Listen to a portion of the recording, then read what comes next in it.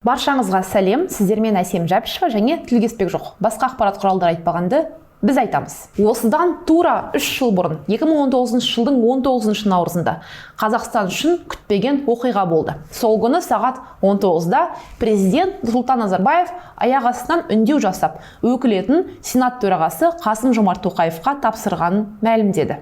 Вы его хорошо знаете. Он выпускник МГИМО, доктор наук. Свободно владеет английским, китайским, французским языками. Прошел большой путь на руководящих должностях республики.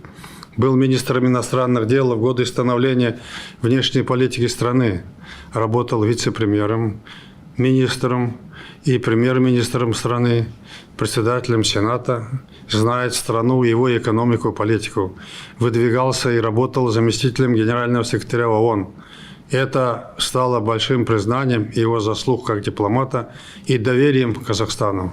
Ал келесі күні жаңа тағайындалған Тоқаев еліміздің астанасының атын Нұр-Сұлтанға өзгертіп, Назарбаевқа халық қаһарманы атағында үлестірді.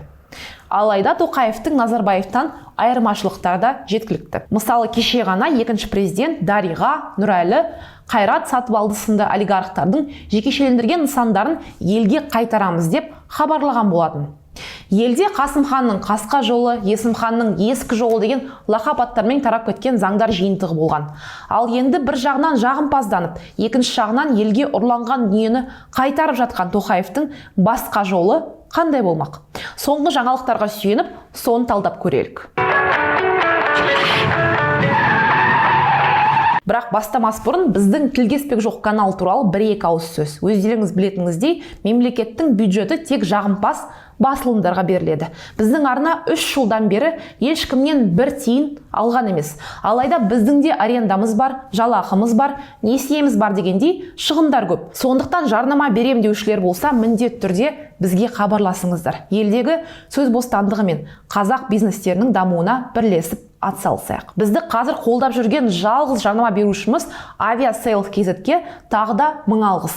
Көбіміз діттеген жерімізге жету қымбат болады деп ұшақпен бару нұсқасын қарастырмаймыз да. Қарастырған күннің өзінде бір әуе компанияның сайтын ғана шолып өтуіміз мүмкін. Елімізде 15-ке жуық әуе компаниясы барын ескерсек, оның бәрін жеке-жеке қарап салыстыру қажет болады. Бұл өте көп уақыт алады. Ал менің ұсынғым келіп отырған Aviasales компаниясы сіз үшін осы жұмысты бітіріп, ең арзан билеттерді тегін тауып береді. Каналымыз қазақ тілді контент пен арзан бағаларды қолдап жүрген Aviasales сайтына рахметімізді айтып, шығарылымды жалғастырайық. Ең алдымен сайлау мәселесі. Бұл жерде Тоқаев Назарбаевтың жасағандарын тура қайталаған сияқты. 2019 жылғы маусымдағы президент сайлауы көп заң бұзушылықпен өтті. Бұған наразы болған мыңдаған халық митингілерге шықты. Біраз халықаралық және отандық ұйымдар мен сарапшылар Тоқаев әкімшілік ресурстар күшімен жеңіске жетті деп тұжырым жасады. Екінші турға өтіп тұрса да Тоқаевтың жеңіспен құттықтаған Әміржан Қосановтың сатқындығы да естеріңізде болар. Алайда қаңтар оқиғасынан кейін қорқып қалған Тоқаев елге жергілікті сайлауларды қайтаруды ұсынды. Мен 2020 жылы халыққа жолдауымда алғаш рет ауыл әкімдерін сайлау туралы айттым. Көп ұзамай ауыл әкімдерін сайладық. Былтырғы жолдауымда келесі қадам аудан әкімдерін сайлауы деп айтқан болатынмын. Оны 24 жылы өткіземіз. Бәлкім пилоттық жоба ретінде келесі жылдан бастасақ орынды болар, дейді Тоқаев. Алайда маңызды нәрсені ұмытпау қажет. Ауыл әкімдерінің де, аудан әкімдерінің де халықтың жағдайын жақсартуға қолынан келетіні шамалы. Бюджеті мен уәкілеттілігі жоқ. Сондықтан реформаны көз бояушылық деп санауға болады. Келесі Тоқаев пен Назарбаевтың айырмашылығы ұрланғанды елге қайтару. Назарбаевтың тұсында елден миллиардтаған доллар шығарылды. Одан басқа Назарбаевтың туыстары барлық дерлік нысандарды жекешелендірген болатын. Тоқаевтың кеше хабарлағанындай экономиканы монополиясыздандыру жөніндегі комиссия өз жұмысын бастаған екен. Комиссия жекешелендірген нысандарды мемлекет меншігіне қайтару мәселесін қарастыратын болады. Оған телекоммуникация, темір жол, инфрақұрылымы, медиа активтер және басқа салалардағы негізсіз нысандар кіреді. Үкіметтің бұл үш секторды қарастыруы бекер емес. Себебі Назарбаевтар әулеті нағыз медиа империяның өзіне айналған. Мысалы, Қазақтелеком компаниясының 1/4 экс-президенттің немеренісі Қайрат Салтыбалдыға тиесілі. Жақында ол жымқыру бойынша күдікке ілінді. Назарбаев қорының бақылауындағы Жусан иелігіне бұрын Қазтранском болған Жусан Мобайл және КСЛ акциялар бар. Транстелеком Назарбаевтың үлкен немересі Нұрәлі Әлиевке тиесілі. Одан бөлек Нұрәлі Әлиев не оның анасы Дариға Назарбаева әртүрлі компания арқылы НТК телеарнасы, Европа Плюс пен Русское радио Қазақстан радиосына иелік етеді. Ал КТК телеарнасы мен Караван газеті кезінде Дариға Назарбаева мен экс-күйеуі Рахат Әлиевке тиесілі болған. Қазір Назарбаев қорына кіреді. Одан басқа Назарбаев университеті 7 канал арнасын басқарады. Первый канал Евразия 2000 жылдың соңында Дариға Назарбаева әкесінің қорына берген. Кейін мемлекет меншігіне айналды. Бірақ бұл келісімшарттың анық қанығы белгісіз. Ал енді Хабар агенттігінің жарты акциясы үшін Назарбаева мемлекеттен $100 миллион ақша алған. Яғни бұл комиссия жұмысын адалынан атқарса, медиалар Назарбаев туыстары меншігінен мемлекетке өтеді деген сөз. Бірақ Тоқаев Назарбаевтың өзінің ұрлағанын елге қайтаруға асығар емес, тіпті оны айтпайды да. Сондықтан бұған да жаңа Қазақстанның жолы деп әзірше қарауға болмайды. Келесі мәселе жеке басқа табыну. Назарбаевтың кезіндегі жағымпаздық бәріңізге мәлім. Ал Тоқаев ше? Елде жеке басқа табынудың екінші кезеңі басталып кеткен секілді. Назарбаев дәуірінен Тоқаев дәуіріне өткеннен түк өзгермеді. 18 наурызда Алматы арена спорт кешенінде жаңа Қазақстан күшіміз бірлікте атты жастар фестивалі өтті. Танымал қазақстандық әншілер қатысқан бұл концертті қайбір тегін өткізді дейсіз. Студенттерді жинап бұл концертке баруды міндеттеп, ал келгесін жаңа Қазақстан деп мейді улаған. Барған студенттер мұңдайын білмейтінін, жай концертке келгенін айтады. Алматының қақ ортасындағы осындай ірі концерт Тоқаевты, оның реформаларын мақтау үшін өткізіліпті. Давайте, наш президент! Наш президент! Наш президент! Мемлекеттік сатып алулар сайтын қарап, шараға қанша қаражат кеткенін таба алмадық. Десе де қыруар ақша кеткені анық.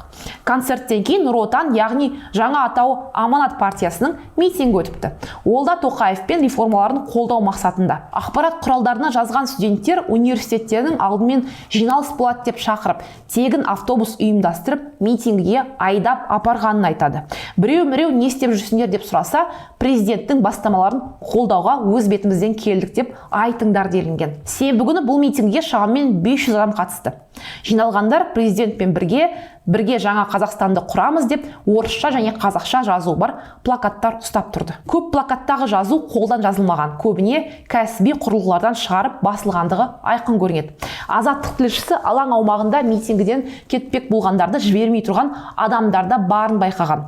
Плакат ұстап тұрған жастардың бірі акцияға не үшін келдіңіз деп сұрағанда білмеймін деп жауап берген екен.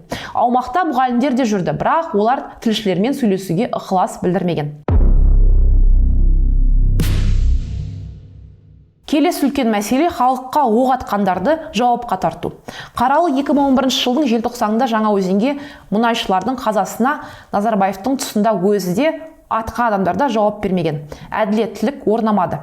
Қанды қаңтарда Тоқаевтың тұсында 238 адам қаза болып, мыңдаған адам азапталды. Тоқаев та басқа шенеуніктерде оған кешірім сұрамады, жауап бермеді.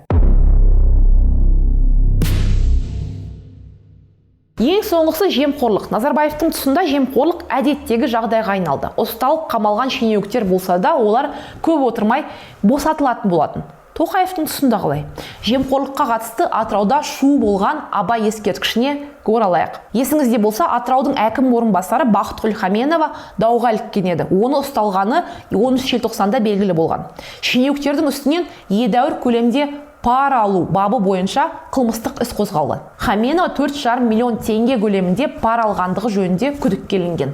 Бұл Атырауда орнатылуы тиіс Абай ескерткішіне бөлінген тендер қаражатынан откат деп айтылады. 12 желтоқсанда ол ұймаққа алынған еді. Бірақ әкімдік мұның бәріне қарамастан сонда да бюджеттен ескерткішке 145 миллион теңге бөлінгенін айтқан. Бұған дейін Павлодарда дәл осындай ескерткішті 2 есе арзан 55 миллион теңгеге орнатқан екен. Екі есе қымбат әрі осынша жемқорлыққа қатысы бар ескерткішті салудың енді не керегі бар? Тоқаев пен Назарбаев қаншалықты ұқсас? Тоқаевтың Назарбаевтан бір ғана айырмашылығы бар.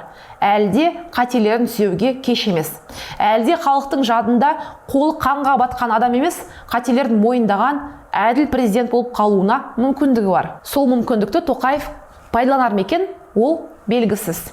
Ал бізде бүгінге осы жаңалықтар туралы өз пікіріңізді міндетті түрде жаза кетіңіз. Шығарылым ұнаса лайк басып, міндетті түрде пікір қалдырып, жақындарыңызбен бөлісіңіздер. Сондай-ақ біздің әлеуметтік желілердегі парақшаларымызға жазылуға ұмытпаңыздар.